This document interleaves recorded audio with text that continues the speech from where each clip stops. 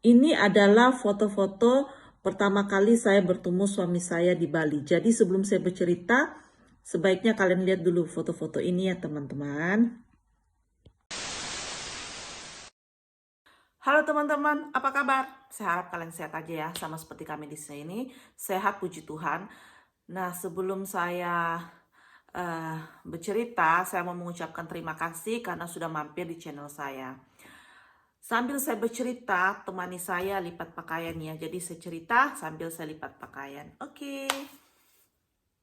Nah, pertama kali saya bertemu dengan suami saya yang bule ini di salah satu situs pencarian jodoh, itu pun tanpa sengaja ya teman-teman. Jadi saya itu tipe orang yang suka baca berita. Jadi kalau buka handphone itu saya pasti cari-cari berita dulu. Nah, situs pencarian jodoh ini salah satu iklan di berita itu. Jadi waktu itu saya tertarik lah untuk membukanya ya, membuka dan join di situ. Tapi terus terang ya teman-teman, terus terang saya tidak ada niat untuk cari jodoh waktu itu. Saya cuma penasaran sama situs itu waktu itu. Karena saat saya join di situs itu, saya belum resmi bercerai sama mantan suami saya ya. Dan Kesha waktu itu usianya baru 4 bulan. Dan saya resmi bercerai itu di saat Kesha umur 9 bulan. Jadi waktu saya join pertama kali teman-teman, saya lihat semua itu bule di situ ya, bule semuanya. Mungkin orang-orang Asia itu mungkin 1-2 orang aja, tapi semuanya bule. Nah, setelah saya join di situs itu teman-teman, saya bukalah profil cowok-cowok yang ada di situ ya, hanya untuk baca nama mereka, umurnya mereka berapa, terus foto-fotonya mereka saya lihat-liatin. Nah, kenapa saya menutup situs ini? Gara-gara banyak pesan yang masuk yang mengatakan saya itu cantik. Foto aja belum saya upload ke dalam. Terus ada yang bilang saya itu baik, ngobrol aja belum pernah teman-teman. Kok bisa-bisanya dia bilang saya baik ya? Jadi saya mulai ilfil dan kesal sama situs ini. Terus saya tutuplah situs ini. Tidak saya mainin lagi. Nah, setelah saya menutup situs itu teman-teman, kira-kira 1,5 tahun, saya bertemu salah satu blogger di internet dan saya baca isi-isinya dong. Dan dia bertemu sama suaminya itu di situs yang pernah saya ikutin ya waktu itu. Dan saya tertarik lah baca isi-isi apa yang dia tulis di blognya dia. Pas saya baca, dia bilang dia bertemu sama laki-laki ini di situs ini. Terus mereka sekarang udah menikah dan sekarang lagi merencanakan untuk punya anak. Dan terus terang saya tertarik lagi untuk join di situs itu ya teman-teman. Jadi 1 minggu setelah itu saya join, beneran saya join teman-teman. Nah, tapi waktu saya join itu saya sudah resmi bercerai ya. Karena waktu saya bercerai itu Kesha waktu itu usianya sudah 9 bulan waktu saya bercerai itu. Nah, waktu saya join di situs itu, saya sudah mulai masukin foto saya, isi biodata saya, profil saya di situ. Terus saya tulis di situ saya mencari cowok usia dari usia 25 sampai ke 40 waktu itu ya. Nah, kalau nggak salah itu saya main, saya mulai malu ya mau cerita teman-teman. Kalau nggak salah itu saya main di situs itu sekitar 6 bulan ya, baru saya ketemu sama suami saya itu. Nah, kebetulan suami saya itu baru pulang dari Bali. Ya benar, dia baru pulang dari Bali. Dan waktu saya buka profilnya dia, saya lihat foto-fotonya waktu di Bali ya. Terus itu saya kirim love loh sama dia. Saya orang pertama yang kirim love ya sama dia ya. Bukan dia yang pertama kali menyapa saya, tidak. Saya yang pertama kali kirim love. Jadi love itu berarti kita tertarik sama dia ya. Nah, hari berikutnya dia kirim pesan dong sama saya. Dia cuma bilang gini, "Hai." Nah, pas dia bilang hai, saya bilang, "Ih, dia kirim pesan."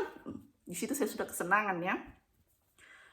Nah, waktu dia menyapa saya dengan kata hai, ya di pesan saya itu kesenangan ya teman-teman, karena saya merasa dia itu serius, karena dia membayar situs pencarian jodohnya dia untuk bicara sama saya waktu itu.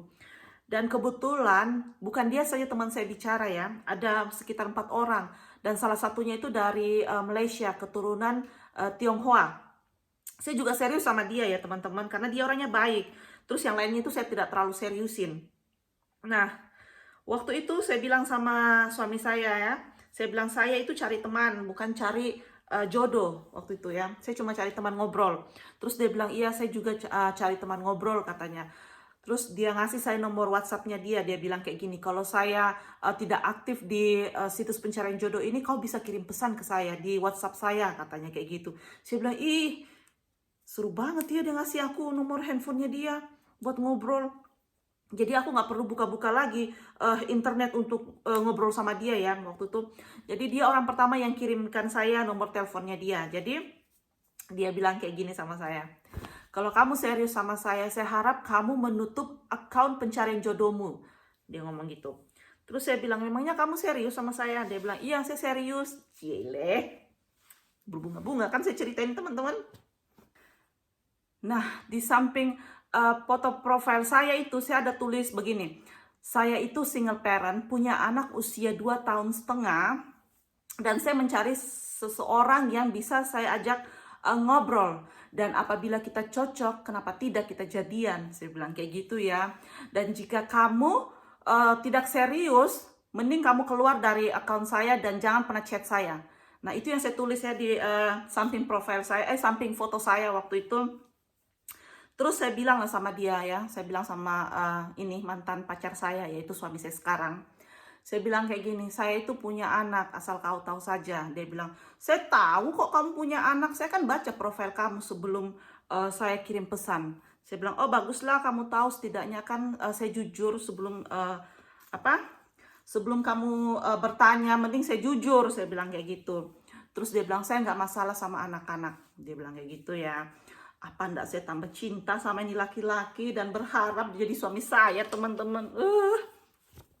Kami tuh pacaran 1,5 tahun di WhatsApp ya, sebelum kami ketemu. Dan kebetulan waktu itu dia bilang, kita kan udah pacaran 1,5 tahun, kita ketemuan yuk di Bali, katanya gitu. Jadi aku bilang, ya udah kita ketemuan di Bali. Terus dia bilang, nanti villanya saya yang booking dari sini, tinggal kamu masuk aja, tapi nanti saya bayarnya di saat saya sudah nyampe di Bali, katanya. Terus jangan lupa jemput saya juga jam 10 malam ya, katanya gitu, karena pesawat saya landing jam 10 malam. Oke, saya bilang kayak gitu. Jadi ini momen dimana betul-betul ada rasa haru, sedih, pokoknya campur aduk ya teman-teman, kayak gado-gado begitu ya waktu saya jemput sama dia, waktu saya jemput dia maksudnya. Jadi waktu saya jemput dia jam 10 malam, saya nungguin itu, terus saya lihat itu di papan pengumuman gitu ya, di layar pengumuman itu pesawatnya ada landing, tapi kok orangnya belum keluar. Jadi yang keluar itu dulu waktu itu pramugari. Terus dia bilangnya Pak sopir waktu itu, yang keluar memang pramugari dulu karena para penumpang harus melewati imigrasi dan pengecekan beberapa dokumen, katanya kayak gitu. Jadi tunggu aja. Nah pas waktu saya nunggu, udah 1 jam lebih nih saya nunggu, ini hampir 2 jam, itu nggak keluar-keluar. Saya bilang, aduh gimana ini ya, dia kok nggak keluar-keluar. Yang di otak saya itu, yang ada di pikiran saya itu teman-teman, siapa yang bayar ini villa? Ini villa mahal sekali teman-teman ya, tidak perlu saya sebutin berapa harganya, intinya mahal, karena villa gede yang kami sewa waktu itu ya.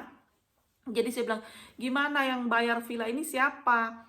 Terus saya merasa sedih lah. Terus saya bilang sama Pak sopirnya, Pak kita pulang aja yuk Pak, nanti masalah villa nanti aja lah dipikirkan di villa bagaimana cara bayarnya ya waktu itu.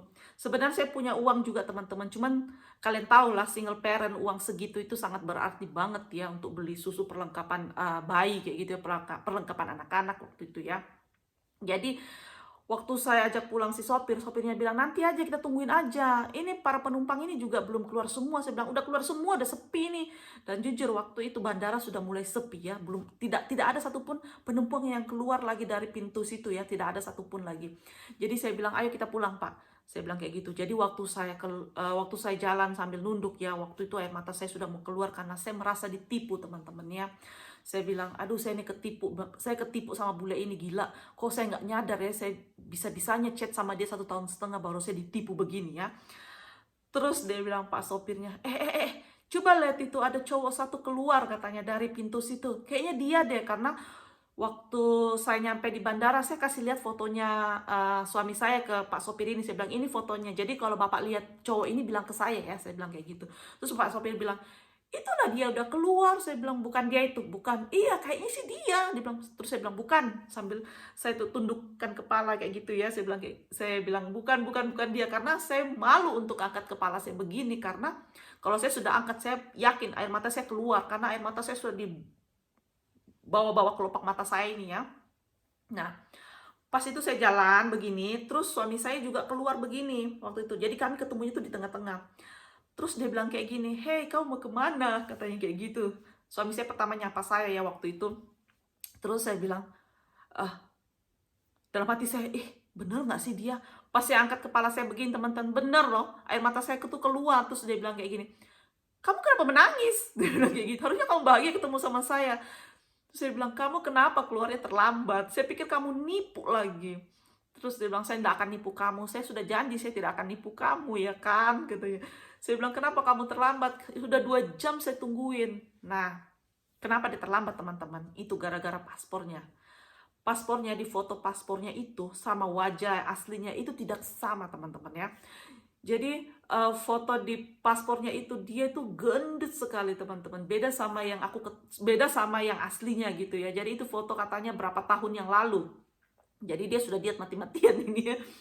Jadi nggak sama. Jadi petugas imigrasinya itu mempersulit gitu loh. Dia tidak bisa masuk.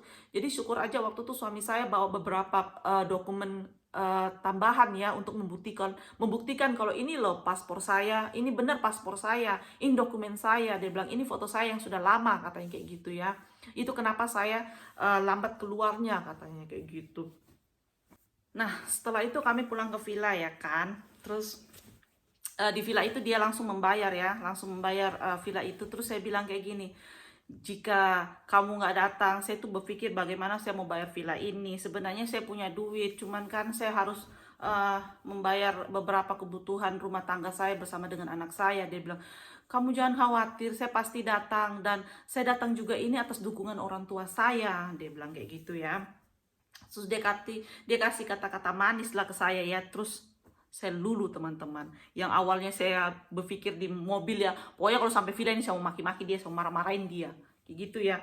Nah, kenapa dia kasih kata-kata romantis teman-teman? Saya itu tipe orang yang kalau sudah kasih kata-kata romantis, saya lulu teman-teman ya. Nah, waktu kami merayakan ulang tahun kami ya, dia mau melamar saya katanya, mau menikah sama saya. Di situ saya ketakutan teman-teman waktu dia katakan mau menikah. Dan jujur waktu itu saya belum ada niat untuk menikah. Kenapa? Karena 1,5 tahun kita pacaran lewat WhatsApp itu belum cukup bagi saya untuk mengenal dia ya. Kayak karakternya seperti apa, sifatnya seperti apa, lingkungannya, pekerjaannya, orang tuanya, keluarganya, itu saya belum tahu ya. Saya tuh pengen, ibaratnya kalau kita mau menikah, saya harus ketemu orang tuanya dulu, dia juga harus ketemu orang tua saya dulu.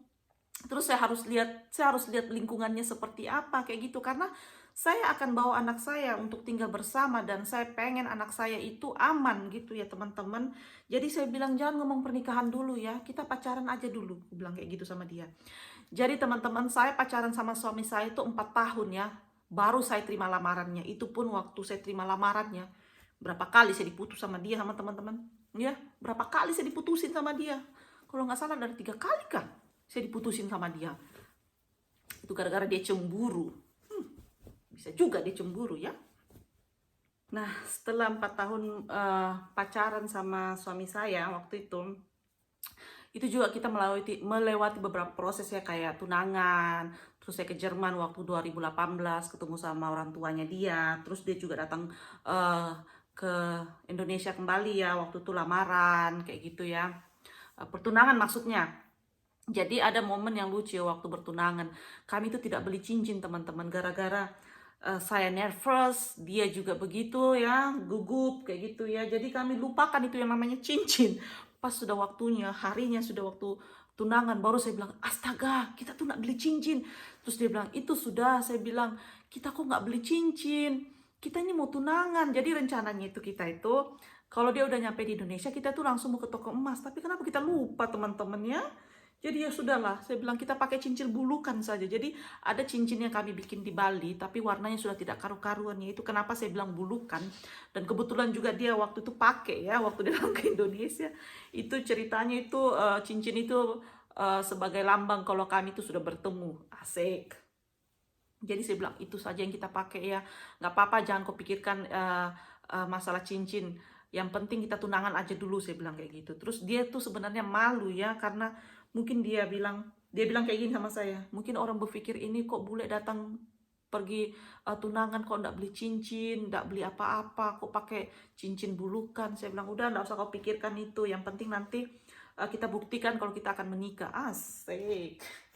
Maka pada sore hari ini, di dalam nama Tuhan Yesus Kristus, aku memberkati kedua pasangan ini menjadi pasangan suami istri, yaitu Sven dan Catherine. Dia bilang damai sejahtera, kasih karunia, pembelaan, kekuatan, berkat Allah Abraham, Ishak dan Yakub turun atas kehidupan rumah tangga mereka, sehingga mereka ada kebebasan langkah dalam kekuatan hadirat Tuhan yang luar biasa, membina suatu bapa rumah tangga yang luar biasa, dan nama Tuhan Yesus dipermuliakan. Hosana bagi namamu, terpujilah engkau, demi nama Yesus bersemilah mereka pada hari ini menjadi pasangan suami istri menurut kebenaran firman-Mu.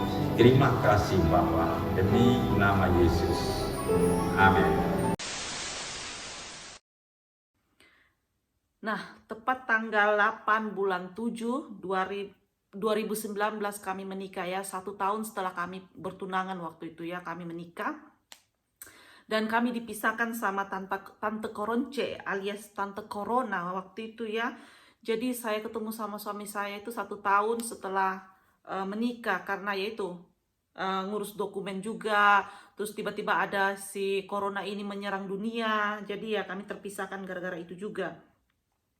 Jadi di tahun 2020, ya benar, tahun 2020 akhir baru saya bisa terbang ke Jerman ya.